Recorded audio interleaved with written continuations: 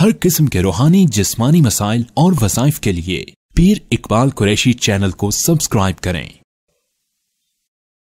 नहमदुहु व नुसल्ली व नुसल्लिमु अला रसूलिहिल करीम, अम्मा बअदु फ़अऊज़ु बिल्लाहि मिनश शैतानिर रजीम, बिस्मिल्लाहिर रहमानिर रहीम, वक़ुल जाअल हक़्क़ु व ज़हक़ल बातिल, इन्नल बातिला काना ज़हूक़ा, सदक़ल्लाहुल अज़ीम।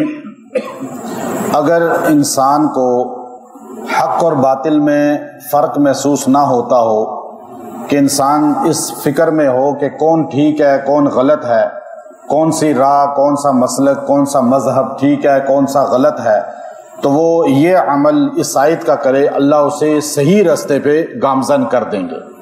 अगर इंसान को हर वक़्त जो है वसवसे ख़यालात आते हों, या शयातीन तंग करते हों, या दुश्मन तंग करते हों, चाहे वो इंस हों चाहे जिन हों, तो इस आयत को अल्लाह रब्बुल इज़्ज़त ने बहुत मजबूत जो है हथियार बनाया है इंस और जिन के शर से बचने के लिए। अगर जादूगर इंसान के ऊपर हर तरफ से वार करें और जादूगर इंसान पर हर वक्त जो है सामरी भी जिंदा हो जाए और वो अपना जादू करे, कबाला जादू आजकल बड़ा मशहूर है यहूद में, और इस तरह के मसान का जादू या दीगर जादू जो है, ये सारे जादू इस आयत से टूट जाते हैं। दुनिया का कोई जादूगर, देखिए आज जितने जादूगर हैं वो सामरी की औलाद है, वो अपना रूहानी उसको बाप कहते हैं। इस आयत ने जादूगरों को बिल्कुल खत्म कर दिया। कायनात के सारे जादूगर हज़रत मोहम्मद सल्लल्लाहु अलैहि वसल्लम की एक डंडी से जमीन बोस हो गए।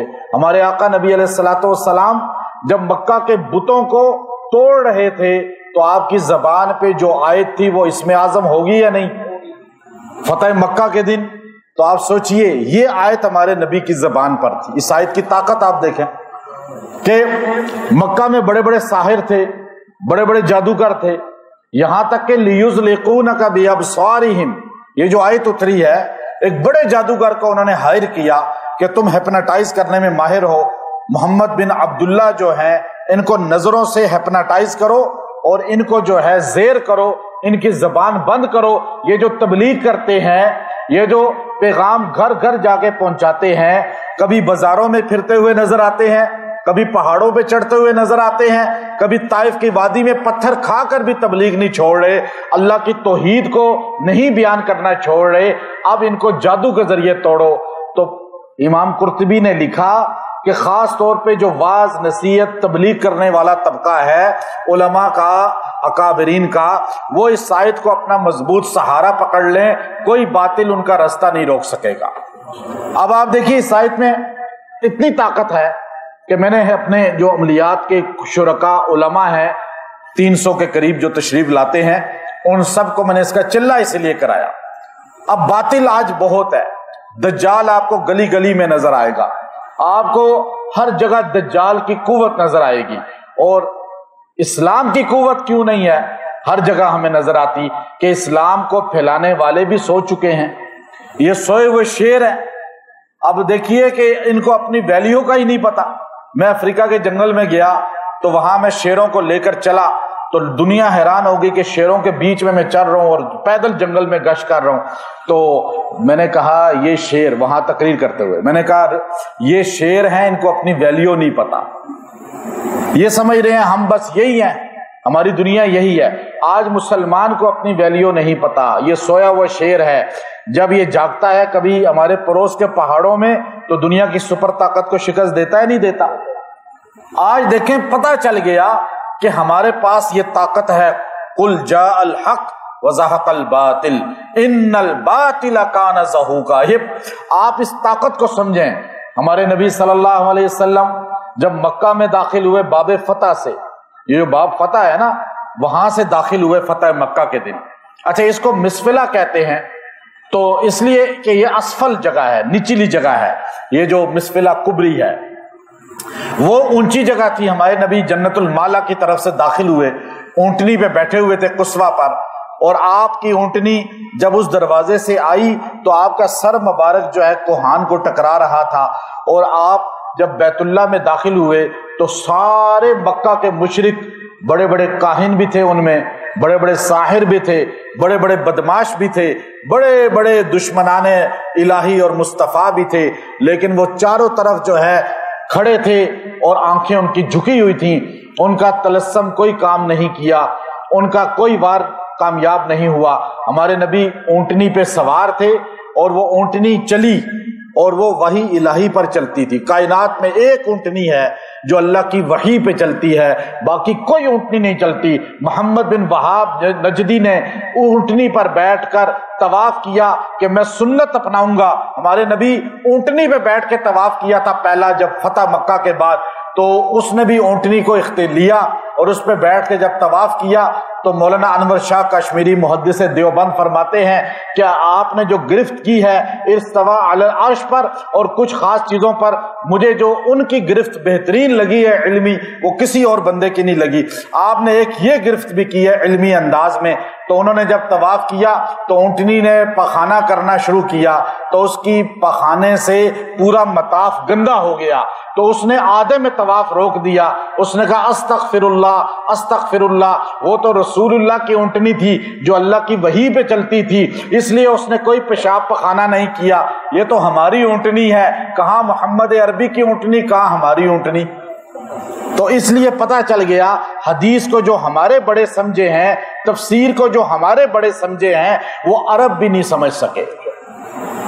آج حدیث کا امام نشب بخارا کا ہے۔ امام بخاری کے قبر پہ میں کئی بار گیا، 3-4 بار گیا۔ ہم نے جا کر کہا کہ یہاں سونے والا اجمی انسان عربوں کا امام بن گیا۔ کعبے میں نہیں ہوتا کوئی خطبہ مکہ، رواہ البخاری۔ آپ بخاری کا نام کیوں لیتے ہیں؟ وہ تو اجمی تھے، وہ عربی نسل تھے ہی نہیں۔ لیکن پتہ چلا کہ جو حدیث کو انہوں نے سمجھا، قرآن کو انہوں نے سمجھا، وہ دوسرے نہیں سمجھ سکے۔ تو اب آپ علیہ السلام طواف کر رہے، یوں بت، 2 روایتیں، یوں بت تھے سارے مطاف میں، چاروں طرف بت بڑے بڑے، 360۔ امام قرطبی فرماتے ہیں اس لیے 360 تھے کہ مکہ کے لوگوں نے ہر دن کا ایک بت بنایا ہوا تھا کہ آج جنوری کی 1 تاریخ ہے، اس بت کی عبادت کرنی ہے، فروری کی 1 تاریخ ہے، اس بت کی عبادت کرنی ہے، فروری کی 2 تاریخ ہے، اس بت کی عبادت کرنی ہے۔ ہر دن حاجت روا مشکل تھا، مشکل کشا مختلف تھا، ہر دن الگ الگ حاجت روا تھا۔ ہمارا حاجت روا پورے 365 دن، پوری زندگی، پوری کائنات کا حاجت روا صرف کون ہے؟ ایک اللہ، بس یہ قرآن بتا رہا ہے۔ تو اب وہ 360 کے پجاری تھے، اللہ کے رسول نے ان کو ایک اللہ کا پجاری بنا دیا۔ اب وہ وہاں بتوں کو یوں اشارہ کرتے تھے، یوں اس کے یہاں پہ مارتے تھے۔ بت زور سے مارتے بھی نہیں تھے، ڈنڈی سٹک، آپ یوں کرتے تھے، جاء الحق جاء الحق زہق الباطل، یوں مارتے تھے، زہق الباطل اس پہ مارتے تھے۔ جاء الحق تو حضور خود ہے نا، اور جو حضور کا ماننے والا ہے، یہ ہے حضور علیہ الصلوۃ والسلام کا انداز۔ جاء الحق زہق الباطل ان الباطل کان زہوقا، حق آ گیا، جاء الحق، حق آ گیا، زہق الباطل، باطل ملیا ملیٹ ہو گیا، تتر بتر ہو گیا، تیس نیس ہو گیا۔ ان الباطل، جھوٹ ہے ہی تیس نیس ہونے والا۔ کوئی مذہب جھوٹ پہ نہیں چل سکتا، کوئی عقیدہ جھوٹ پہ نہیں چل سکتا، کوئی نظریہ جھوٹ پہ نہیں چل سکتا۔ اس لیے جو شرک کرے گا، جو بدعات کرے گا، وہ ریت پہ کھڑا ہوتا ہے، اس کے نیچے ریت کی دیوار ہوتی ہے اور وہ ایک دم جو ہے اس کے نیچے سے پھسل جاتی ہے۔ اور ہم جس پر کھڑے ہیں، حق والے، قرآن والے، فقہ والے، حدیث والے، ہمارے بڑوں نے ہماری نسبت جن کے ساتھ ہے، ہم چٹان پہ کھڑے ہیں۔ اس لیے ہم جو اپنا پیغام پہنچاتے ہیں، اپنا نظریہ، اپنی تبلیغ، وہ اتنی مضبوط ہے، اسے پوری دنیا ختم نہیں کر سکتی۔ اس لیے کہ آپ دیکھیے کہ ابھی تبلیغی جماعت کو آپ دیکھ لیں، ان کے مقابلے پہ پوری دنیا میں کچھ لوگوں نے جماعتیں بنائی، لیکن زہق الباطل ہوئی یا نہیں ہوئی؟ کیونکہ سارے آہستہ آہستہ ختم ہو گئے، وہ ٹی وی تک رہ گئے۔ لیکن اللہ نے ان کو پوری دنیا کے اندر، آج کھٹمنڈو کے پہاڑوں میں الٹے سیدھے پہاڑ ہیں جن میں پیدل کوئی نہیں چل سکتا۔ ہم وہاں پہ گئے، مفتی اعظم ہمارے ساتھ تھے، ہم نے ماؤنٹ ایوریسٹ کی طرف سفر کرنا تھا، تو میں نے کہا جی یہاں تبلیغ کی جماعت چل رہی ہے، آپ ذرا دیکھ لیں ان کو۔ مل لیں. پٹھان لوگ تھے یہاں ہمارے پاکستان کے. جب ملاقات کی تو میں نے کہا ان پہاڑوں میں آپ پیدل گشت کر رہے ہیں, لمبی وقت ہے, پیدل آپ جا رہے ہیں ہر طرف. تو مجھے وہ مفتی اعظم نیپال کہنے لگے کہ یہاں کے پہاڑوں میں صرف پاکستان کی تبلیغی جماعت آ کے مجاہدہ کاٹ سکتی ہے, باقی کوئی اور نہیں آ سکتا, اور بغیر معاوضے کے. تو یہ ہے جاء الحق, حق اپنا پیسہ لگا کر بھی خوش ہوتا ہے اور باطل چندے لے کر بھی کام نہیں کر سکتا. شاہ فیصل مرحوم ایک مرتبہ ان کے پاس ایک ڈیلیگیشن آیا باہر دنیا سے.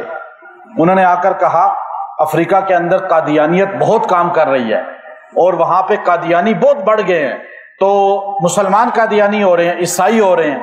مسلمان جو ہے, میں خود دیکھ کر آیا ہوں, میں نے خود اپنی آنکھوں سے دیکھا ہے. ایک عورت میرے پاس آئی ہے, میں بیان کیا ایک مدرسے میں بڑے, تو مجھے آ کر ایک عورتیں اپنے مسئلے بتا رہی تھی, کوئی وظیفہ پوچھ رہی تھی, کوئی مسئلے پوچھ رہی تھی. تو ایک عورت مجھے پردے کے پیچھے سے کہتی ہے میں سواحلی ہوں, امام ساحلی.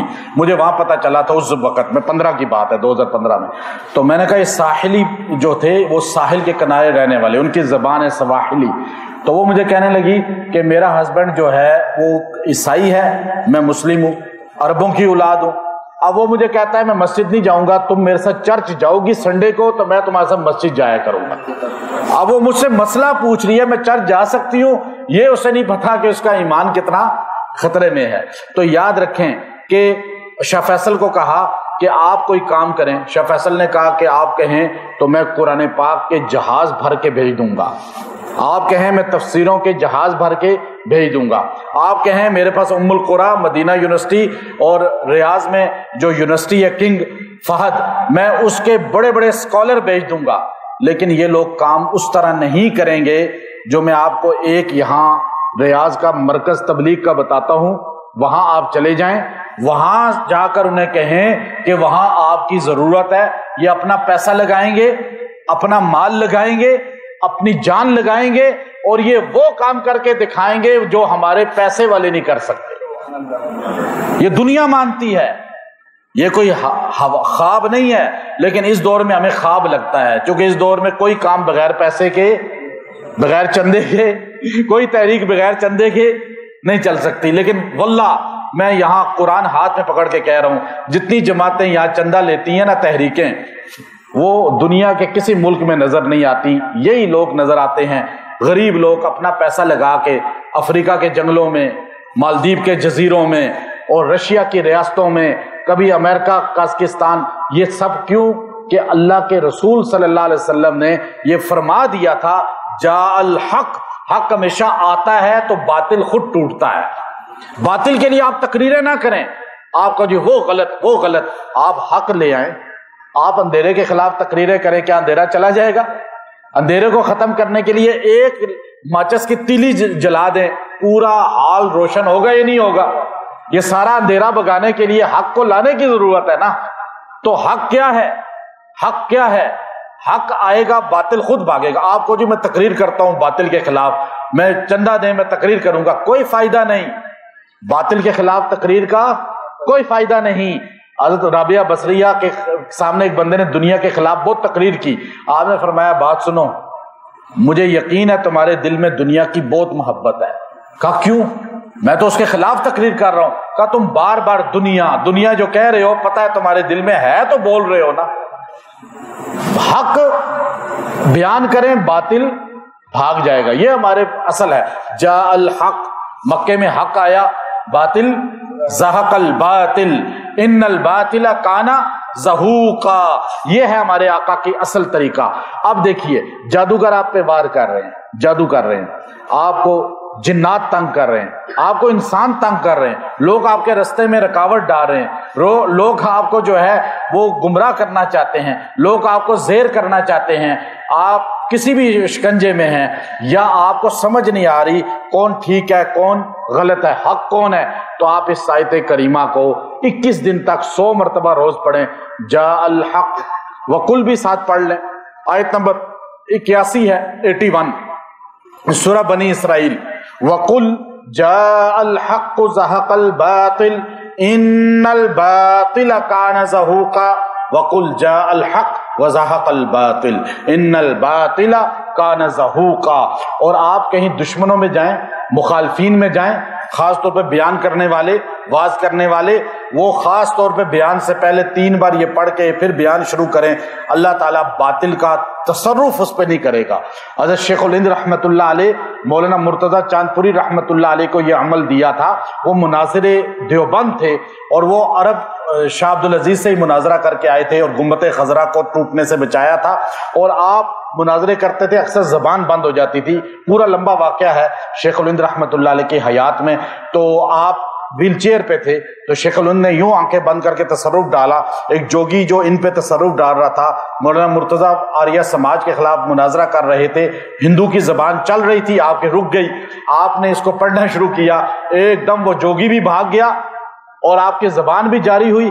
تو باطل کا اثر آپ پہ نہیں ہوگا، آپ دنیا کا اثر آپ پہ نہیں ہوگا۔ کسی کی بڑائی، مالدار آدمی، بڑی گاڑی، بڑی کوٹھی، بڑا اس کا دبدبا، آپ جب اس کو دیکھیں تو آپ فوراً یہ پڑھنا شروع کر دیں، اس کا روب آپ کے اندر سے نکل جائے گا اور آپ کے دل میں صرف اللہ کا روب ہوگا، مخلوق کا نہیں ہوگا۔ وآخر دعوانا ان الحمد للہ رب العالمین۔